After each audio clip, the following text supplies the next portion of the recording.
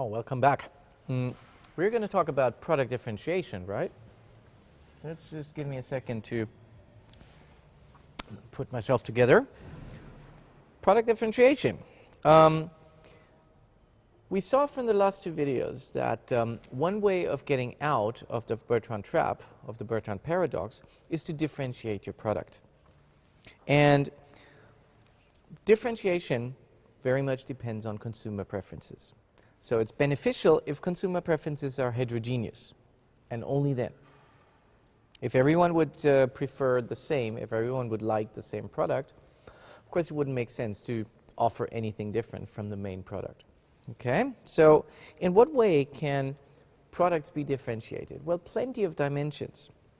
Could be, for example, technical features. Cell phones have different form factors, they have different, they have cameras, they have dictaphones, and so on and so forth. These are all technical features by which products may be different. Durability. Some shoes just wear out very quickly, some shoes you can wear forever. And that, again, is a way of differentiating your product. Resale value differs. For example, if you look at flats or if you look at houses, then the resale value is going to be very different for some houses or flats than for others. Taste or image, right? So cars are very highly branded products, and that means that if you buy a car, you buy into a certain brand, you buy into a certain image, and that's going to be important. By location. If there's a gas station that's right on your way home from work, then you're much more likely to choose that one than to choose one that's on a street next to you, all right, or in a parallel street to that one. Why? Because it's simply more convenient to get there. So that makes the location another way by which products can be differentiated, or in that case, services can be differentiated. Time also is a differentiating factor. When you buy a product, when you buy a service, will also depend, or will also give you different utilities depending on what your preferences are, right? So for flights, sometimes you just have to take the 7 o'clock flight. In that case, a 10 o'clock flight is no good for you. Okay, some people will be happier with a 10 o'clock flight, and that means that the 7 o'clock wouldn't be a good substitute for them. Now, when we talked about product differentiation, we implicitly talked about two types of product differentiation, because products can be differentiated along these two lines. That can either be horizontal differentiation, or it can be vertical differentiation. Now, what do these mean? And that's an important one. Horizontal differentiation means that for equal prices, some consumers would choose product A, whereas some consumers would choose product B. Right? So if the 7 and the 10 o'clock flight cost the same, then some people will just go for the 7 o'clock flight, and some people will go for the 10 o'clock flight. Vertical differentiation is different. Here, given equal prices, every consumer would choose product A over product B.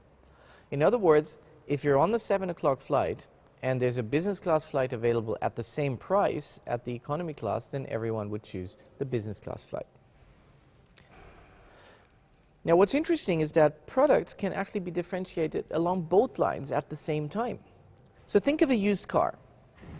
Used cars are horizontally differentiated. So if we take a car that's run 40,000 kilometers so far, there may be a red version, there may be a silver version, and there may be a black version. And some people are just going to go and buy the red one. Some people are going to buy the black one. Okay, so we've got these different dimensions, this one dimension of horizontal differentiation, which in this case is color. But at the same time, we can also consider this as vertical product differentiation if we have 3 red cars, one that ran 60,000 kilometers, one that ran 40,000 kilometers, and one with 20,000, then if these were to cost the same, then everyone would buy the one for 20,000 because it's a better product. Okay, so horizontal differentiation, a spread, vertical differentiation is basically like a quality ladder. And plenty of products will have both dimensions here. So take flights. We've used that example already, but it's still interesting to look at. So these different flights are horizontally differentiated because people will have different preferences.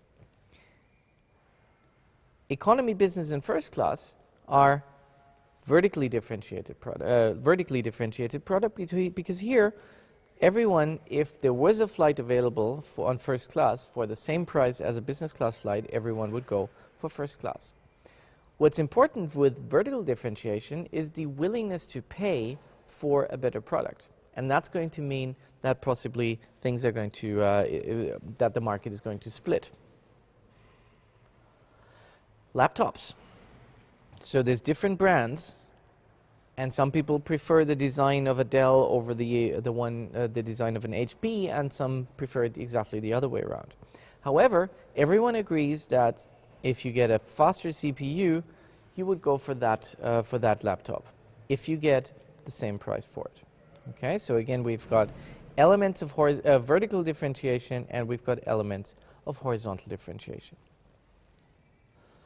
So by now, we've got some intuition on what product differentiation is about. We're now able to distinguish horizontal and vertical product differentiation. And in the next 2 videos, we'll have a closer look at each of these two. So for now, stay tuned and see you in a few minutes.